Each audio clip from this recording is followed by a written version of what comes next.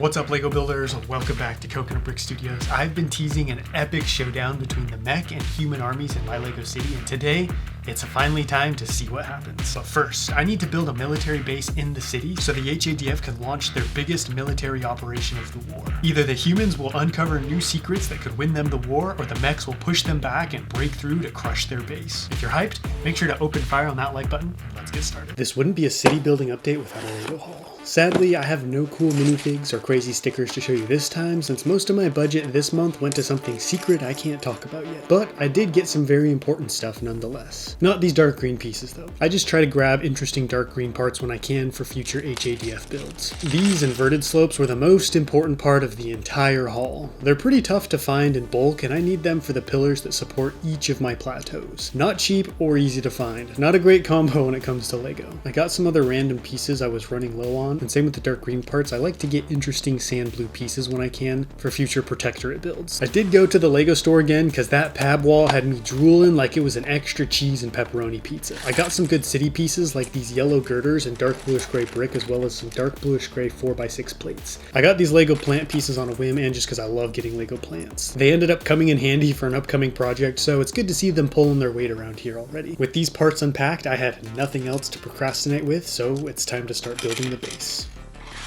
Not gonna lie, I was dragging my feet a little going into this week's building. The HADF base is located on a new plateau, which means I have the boring task of building yet another one. You guys have seen multiple come together at this point: gray walls sprinkled with support pillars and an entrance to the underground garages. Some have maintenance areas and others have yellow paneling, and I have to say, this one is nothing new. It's a staging ground for the train yard, so it's basically just a flat slab. In fact, it's gonna look more boring than the others since there's no maintenance entrance and it doesn't even have any cool battle damage like craters or broken edges being so far away from the fighting. The worst it sees is a flat tire or spilled drink. Originally, this plateau was going to be the actual underground train yard, but I quickly realized I didn't have even close to enough space for something like that. So this is basically a storage depot at the edge of the rail yard where stuff is kept until it's shipped off somewhere else. But that means it's a nice flat area that the HADF can easily repurpose into a base of operations. I also have something really cool I can put here. Earlier this year, I built a large Battle of Mimban mock, and in one corner was a landing pad for Imperial ships.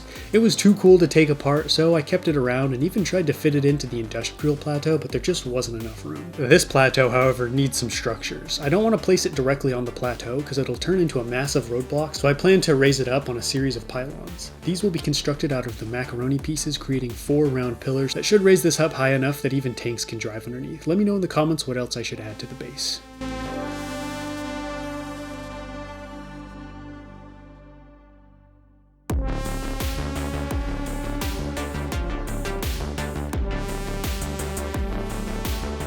Next to the landing pad are a couple of parking spots marked out by yellow tile, and once that was done, there was nothing between me and the endless hours of tiling off this beast. Seriously, it took me so long I thought I'd fallen into a new dimension where time never passed and tiling never ended. Ever since my Coruscant mock, I've had more light bluish gray tile than I thought I would ever use again, but this mock is really testing the limits of what I have, and I've already had to buy more 1x tile. After what felt like an eternity, the ground was tiled off and the base was starting to take shape.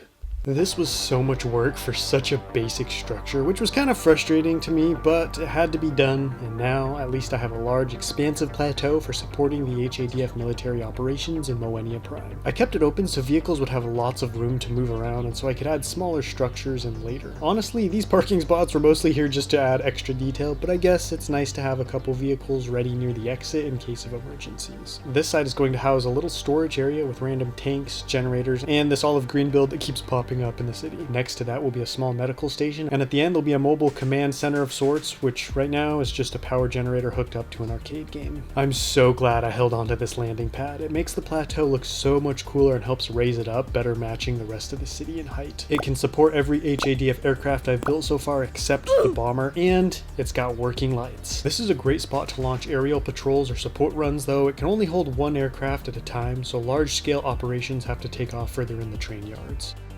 There's one glaring issue with it though. As of right now, you need either the tallest stilts ever or a slide to get on and off the landing pad, so I need to build some kind of entry point. I've got a couple options for that. When this landing pad was on Mimban, it had an elevator that could take people to and from the pad, but it was pretty bulky and space is not plentiful on this plateau, which is where the second option comes in. Some of you will remember years ago I built a large Battle of Coruscant mock, and one of the structures was a large 2-story mall of sorts, which had some stairs connecting the 2 levels. I think this will be a much more space-friendly option, and you don't have to worry about the power going out, stranding you atop the landing pad, plus free cardio. I'm not doing any fancy winding staircases. This is a simple staircase with a couple switchbacks so it takes up as little space as possible. It's a simple but fun build process for me because there's just something very satisfying about building a good set of stairs. Let me know in the comments if you'd prefer stairs or an elevator and why for this landing pad. I want to have as much time as possible to write and record the battle that'll be at the end of the video, so for now I'm just building enough of the base to be able to tell the story I want. So this won't be finished at the end of the update, but that's how most of the plateaus have gone so far. I only have one thing left to build before the epic battle begins, a tank. I have a lot of different tank variations, but as of right now I only have 3 physical models and 2 of them are main battle tanks. I need some proper transports if I want the HADF troops to get to and from the battle safely, so I'm building another Gladiator. It's pretty much all my design, but I did borrow the wheel and axle design from Somer's Lego and Rebrickable. He built this ingenious axle technique that allows each set of wheels to move independently of each other, creating a sweet suspension system.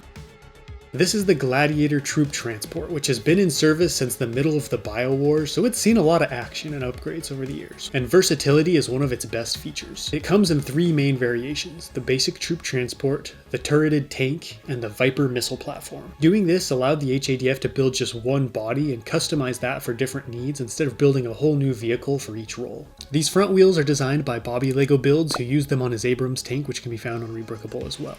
I named this tank the Gladiator because of all the different fighting styles it can adopt, just like the ancient Roman gladiators. I did see someone say I stole the name from a Warhammer 40k tank, but I swear they've got like 30 different tank names, so good luck finding a good name they haven't already used somewhere at some point. Plus, I came up with this organically based on the vehicle function. I'm continuing to use the old woodland camo pattern for this tank, even though I designed that new camo for the Cuspis too. That pattern was designed after the war had already started, so all the vehicles shipped to Moenia Prime before that had the old paint job. But all new shipments of vehicles after this point will start showcasing the urban camo pattern, depending on how long the war continues. After those are on, I can add the tread skirts. These are massive plates of armor that are basically the same height and length as the entire vehicle, but they keep the occupants well protected. This one is equipped with a remotely operated heavy machine gun and grenade launchers. With that finished, I'm done setting the stage for what will be the biggest and most important battle thus far in the war for Moenia Prime.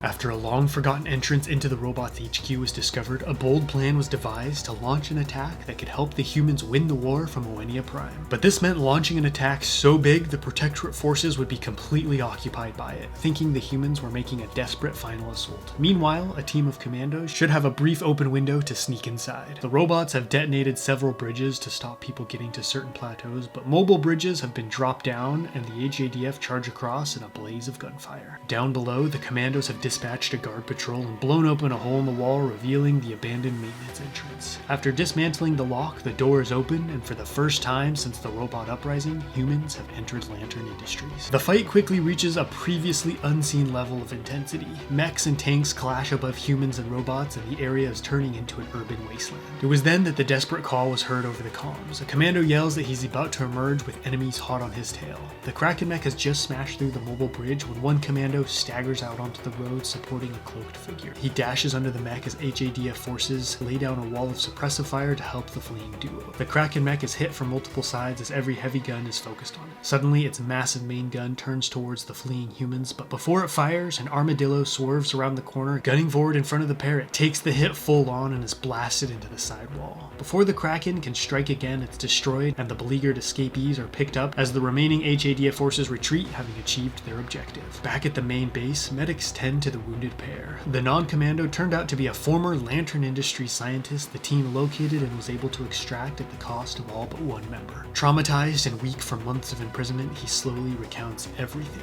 from the fall of Lantern Industries to the rise of the Protectorate state. As he talks, the faces of HADF Command turn grimmer and grimmer. This was no AI takeover. This new revelation is so much worse.